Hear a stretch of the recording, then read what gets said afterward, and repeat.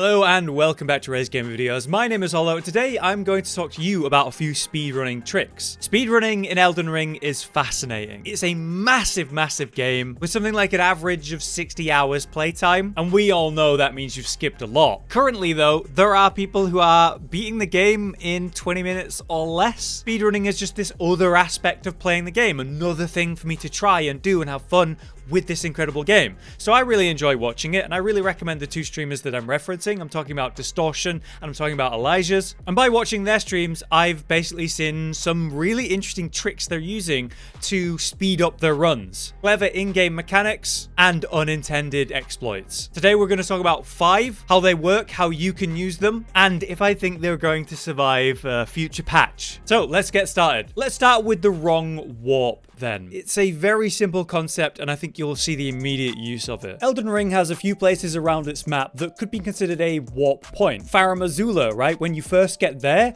that takes you to the bridge without a grace. You first spawn in quite a strange spot. Volcano Manor. When you have the invitation, that'll take you to the very entrance of the manor, which is also connected to the Altus Plateau. Wrong warp is essentially tricking the game into taking us to those warp points much easier or even earlier than intended. Let's start with the Farum Azula wrong warp then. If you aren't aware, at the 4 belfries area at the west side of the lakes region are these 4 towers, the 4 belfries. 3 of them have portals that require a special key. And at the northern tower, the northern belfry, there's a chest that has a key that you need to use those portals. So we take that key and we go to the most southern belfry, use that key and go through the portal, and that brings us here to Farum Azula. Except it's not really Farum Azula. You're on this island to the west side of it, looking down at the actual area, and you have no way to get there. But technically, you are in the Farum Azula region, aren't you? So if we use wrong warp to take us to the warp point, which is the starting point you're meant to begin this area from, by using the wrong warp while we're in this area, we can get over there really early in the playthrough. So to wrong warp, what you need to do is try to go to 2 locations at the same time. We can use the Memory of Grace to go to the last grace that we visited. Now, very important in this example is the 4 belfries grace. We want it to be this grace that we have rested at as our last grace before we do this. So now we return to the Crumbling Farum Azula from the island itself, where we're not actually in the area, and now we want to do the wrong warp. So another tip before we do this is to set up the Stormhill Shack as your marked grace. If you don't know, while you're looking at the map, you can press triangle or Y, and that can pull up this list of graces. It's quite interesting, very useful. And there's these different tabs, and then you can quick teleport to all kinds of places. But there's also a marked list. As you can see, I have marked the Stormhill Shack. To mark a grace, you just hover over it and press the right stick in, and that would mark the grace. So my only marked grace is Stormhill Shack. That is for my benefit in this scenario. So here's the theory. We are going to use the Memory of Grace to teleport to the last touch grace, which is the 4 belfries in this case. And then before that takes effect, we are going to try to go to the Stormhill Shack grace. So here we go. Now what should happen is we load in and we're falling under the floor, and then we'll quit out the game. As you can see, that does not work every time. There is a sort of timing on it. If you're too fast, it won't work. If you're too slow, it won't work. So it certainly takes some practice to get this right.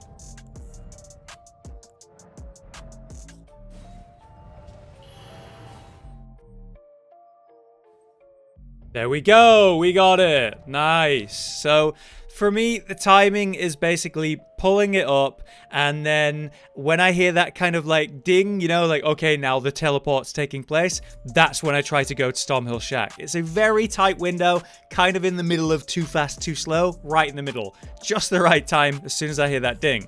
And as you saw, I was falling through the ground, and I quit out of the game to go back to the main menu. Now we're going to load back into the game. And as I do that, look where I spawned in. Exactly where I talked about, on the edge of that long bridge before the first grace, Crumbling Beast grave, which is how I was able to get to this area ridiculously quick on a level 9 character back when I was doing my very first any percent speedrun attempts. It's also incredibly useful if you want to come here super early on an early game character to come, say, get your +8, +9, even +7 somber smithing stones, as well as the ball bearing that allows you to unlimited buy the somber smithing stones of the higher levels. Another great example of why the wrong warp can be really useful is here at the Volcano Manor. If you have been kidnapped by the Iron Maiden, which is, you know, underneath the academy, that brings you very near to the subterranean Inquisition chamber area. This is useful because it gets you to the whole Volcano Manor area really quickly, and you can actually go fight Rykard super early in a run. You can also use this method to get to the Altus Plateau really early in your playthrough as well, even bypassing going to, say, the Magma Worm or using the lift in its normal way. All you need to do is get to the Volcano Manor front entrance. Now, you can do that by going to the main Volcano Manor Grace, but if you've been kidnapped, you don't have that. But what if you could wrong warp to the entrance of Volcano Manor and get to the Altus Plateau and the endgame stuff super fast? Well, you can. And what people are doing, at least I'm seeing, is using the same method, right? You can use the Memory of Grace, and then as you're interrupting that, you go to the guest hall as your wrong warp location, and it will actually take you to the entrance. Now, we can do that, but I've just explained wrong warping. Why would I explain it again just in a different location? What I want to tell you about is the much easier method to wrong warp. Instead of requiring this awkward timing that, yes, is more efficient for your time long term. If you're speedrunning, you want to do the wrong warp that way, but there's an easier way. If I choose to go to the round table, or the table of lost grace, and then as I am loading into that area, like now, I literally Alt F4 close my game. There we go, it's just closed. It's just realized I've closed the game. And now I'm gonna reopen the game. As you'll see as I load back in, it'll be like, bro, why did you quit the game like that? Don't do that. But that doesn't matter, we're just gonna load straight back in. And as we do, look where we're standing. The Volcano Manor front entrance. And I can take this path and go straight to the Altus Plateau now. This opens up some cool pathways though. We can wrong warp to the Volcano Manor entrance. We can wrong warp to Farum Azula super early in our playthrough. I don't know, is there any other places we can wrong warp? Let me know. But a very interesting method to get to places where you otherwise could not get to in a very fast state early in your run. Now we're going to talk about an in-game mechanic that is being used to our benefit. Marika statues. Basically, as you know, when you're near a Marika statue, if you die, you can choose to either go to the last grace you visited or the nearest Marika statue, which is usually right next to the boss fight that you're dealing with or in an area that's tough. What we can do is use those statues to our benefit to get to places a lot faster. This is one of the prime examples. So the Radahn fight, you know, the Great Rune fight, what you normally have to do is you make your way to the main castle, to the red main castle, all the way through to the courtyard, talk to the announcer, get everything ready, then begin the Radahn festival. Or you could come to the Church of the Plague and just jump off the side and then use the Marika statue to get there so much faster. Let me show you how it works. It's actually really simple and very, very easy to do. And there's two places in the game where speedrunners are using it to bypass huge time constraints like that. So we're coming all the way from the Church of the Plague here, heading east up the hill until we reach this sort of pillar, and we're going to jump on top of it. And you can see other people are doing it here where they've messed it up. All you need to do is run off the edge and jump. Double jump, and you see the camera goes kind of weird. We have to land on the sand. So as long as I land on the sand, as you can see, I've done that. I'm going to die, and it's going to give me the option. Do you want to return to your last grace, or do you want to go to the nearest stake of Marika? I would rather go to the stake, obviously, and that stake is right here. It is the very beginning area of the Radahn fight, and this portal takes you over to the Radahn fight. So if I were to do this on a fresh character, instead of going through all of Red Main Castle, I could just go up that hill and jump off the side and immediately get to the Radahn fight, which is what I was doing for certain videos where I was trying to show certain damage for certain weapons and speedrunning examples, saving me lots of time. Now, as I mentioned, there's another way we can use this to our great benefit. To get to the inner Consecrated Snowfield, you normally have to deal with the elevator. You need to go do the secret medallion thing, where you need to go get half of one medallion from Castle Sol, another from the village of the Nubaraks in the lakes, but we don't need to do any of that. Once you made it to the Mountaintops of the Giants, you're going to cross that main bridge and come to the northern side, and your first grace there is going to be the ancient Snow Valley ruins. What we're going to do is go through this valley and then take a left and head west down the frozen river, and at the edge here, we're going to jump off just like we did with Radahn, landing on the lower plateau, dying, and then using a Stake of Marika to get to this area much sooner than we otherwise should be able to. What I will say while we're on the way there, as we turn left, go down that freezing river, is that this is harder than the Radahn one.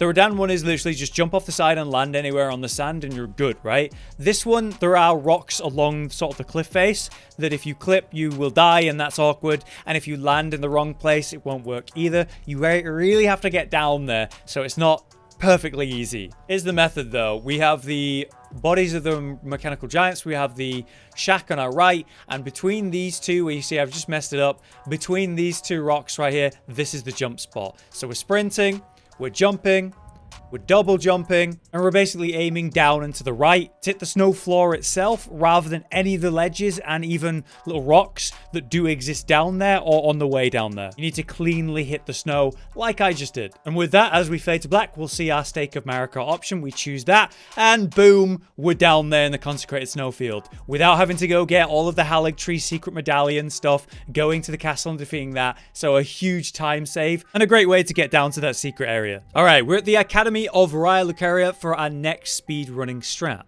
This is the grab skip, and is one of the ones that I quite like because I believe it's just a clever use of in-game mechanics that may have not been intended but do work this way, that the player is using for their benefit, especially in a speedrun. Now here in the Church of the Cuckoo Grace, we have a sort of graveyard with a bunch of zombies on my left as I exit. Very near to this is the wheel, as you can see it, the elevator. And at the bottom of that elevator is the maiden that when it kills you with a grab attack, takes you to the Volcano Manor. Very important for speedrunners and very useful in general gameplay. Normally we have to go through the whole area and then come out on the other side of the wheel to use it. But what we can actually do is use the grab trick to get down there much faster. So basically how it works is when you are grabbed, you are taking, well, grab damage. And during that, actually, you're not taking any other source of damage. You're almost like immune to other sources of damage during the grab. So you're immune to fall damage. So as I come around here, we're going to go up to the right here. I'm going to drop down. And there's going to be these nice guys doing some prayer.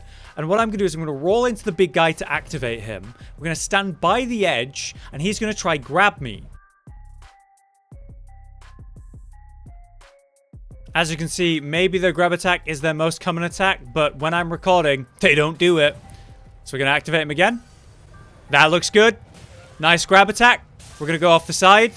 There we go. And you see how it stops the fall damage?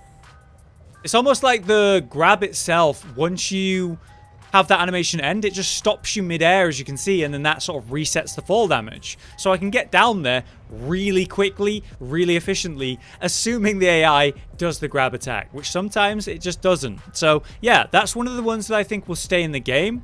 And as you can see, we have the grab attack guy, the Iron Maiden. So you want to die to this guy via the grab attack and nothing else, otherwise you won't be kidnapped. This should be good. Nice.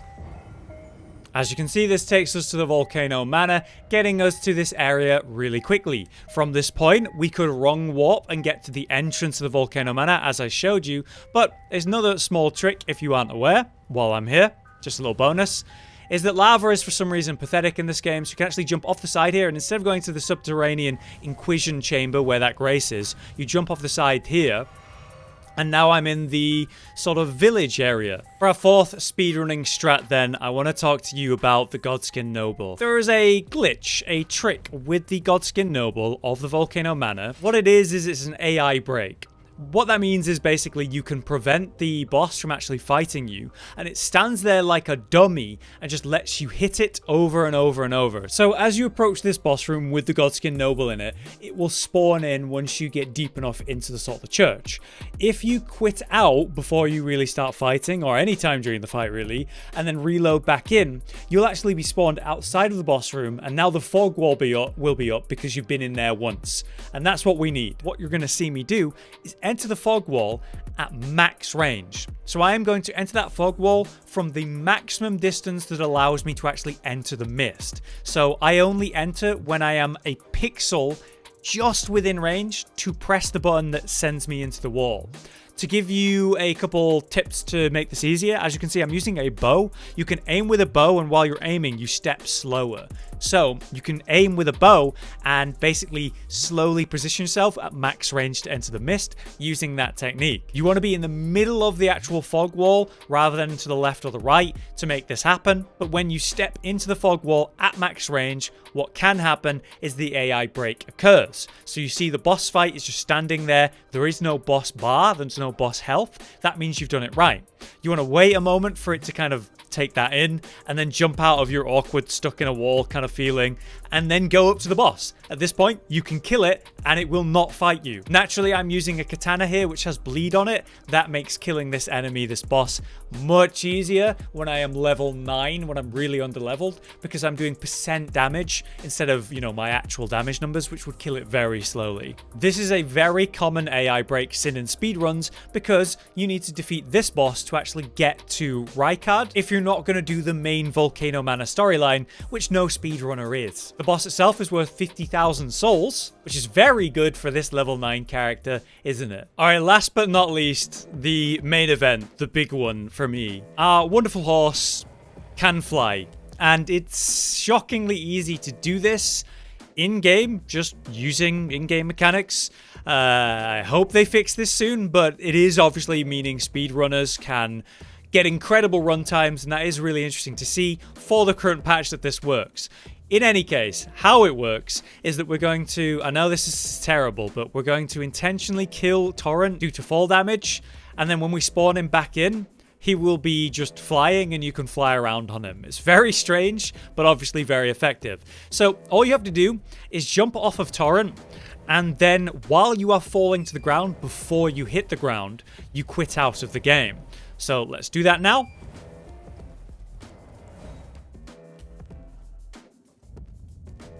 There we go. So, my god, that took me quite a few tries. The concept is easy. Doing it, you know, that really takes some practice. So you must be sprinting while on the horse. You must be moving quickly. This gives you a faster jump. And the idea is to quit out before your torrent can despawn. So the combination of that button is literally you press start to pull up the menu. Then you go to system. So I'm pulling up the menu. I'm pressing up on the D-pad. Now I'm at system. I open system. Then I press L1. That takes me to the quit menu. And then I'm proceeding with that, then pressing left, then proceeding with that. And I'm doing all of those actions, what is that, 6 or 7 actions, within the half second that I'm in the air before Torrent can despawn. Anyway, now we've done that, Torrent is here, and I'm able to stand kind of near him, which is kind of cool. I like this glitch just to be like, hey, it's me and my horse. It's strange you can't do this in the normal gameplay. I would like to be able to pet him. Okay, I've done it a second time because I took too long. You want to do this before he actually despawns. So we're going to go to an edge where we're going to stand really close to the edge, basically where Torrent will fall, and quit out the game. Alright, with that, Torrent should have fallen off, yes, so I need to actually use a flash to get him back. Then I use it twice. And now Torrent should be flying, so if I run off this banister here... Yep. I mean, I rested to make sure that, you know, the weather was better because it was raining. Now it's all foggy and horrible. So stupid, but what can you do? So yeah, that's it. Basically, you can do that anywhere in the game. You need to find a place where you can mount up on Torrent, right? That's a requirement. And then you need to very quickly quit out before you hit the ground and Torrent despawns. And then you need to quickly stand on a ledge somewhere high enough that Torrent can fall to his death. So the requirements are basically you can summon Torrent, and you have a ledge that you would fall and die from if you were to jump off of it. And then you stand on the edge of it and have Torrent fall off. And that's it. I mean, this is something you can do anywhere in the game. What we're seeing speedrunners do with this is skip Volcano Manor, skip Farum Azula, even Stormhill Castle. We're seeing skips there, and we're causing AI breaks with Godric, for example, as well. Totally bypassing massive sections of the game, and obviously that is hugely beneficial to a speedrunner who's trying to get to the end of the game, or to all of the bosses as quickly as they can. I mean, it's pretty incredible, some of the views you can get by doing this. It puts the whole world into a different perspective. There's the crater down there for Nokron. Redmane Castle on my left there. We have the Weeping Island to our south. Morn Castle just beyond that. We're above Limgrave. We're actually above Aghill Lake right now. There's Stormhill Castle. But yeah, those are my 5 speedrunning strats that you can do in-game. There's no weird cheat engine occurring with any of these. These are all things you can do in-game with clever manipulation of the current game as we know it. I do wonder what's going to survive, though, as I've been talking about. I believe the Marika stakes, those will probably stay, and I think those are pretty cool. I do think that AI breaks are unlikely to stay long-term, but they have survived multiple patches where you'd think they wouldn't. They've even removed routes from certain areas of Caelid for certain jumps and skips, but somehow AI breaks, wrong warps, they've survived the OG patches. So you gotta wonder how long they're gonna last, but surely they'll be removed. At very least, this flying situation, there is no way this is gonna survive, right? There's not a chance. Super fun while we can, though. But yeah, this has been my speedrunning strats video. If you have liked it, I could honestly come back with more. There's more out there. There's some really interesting stuff.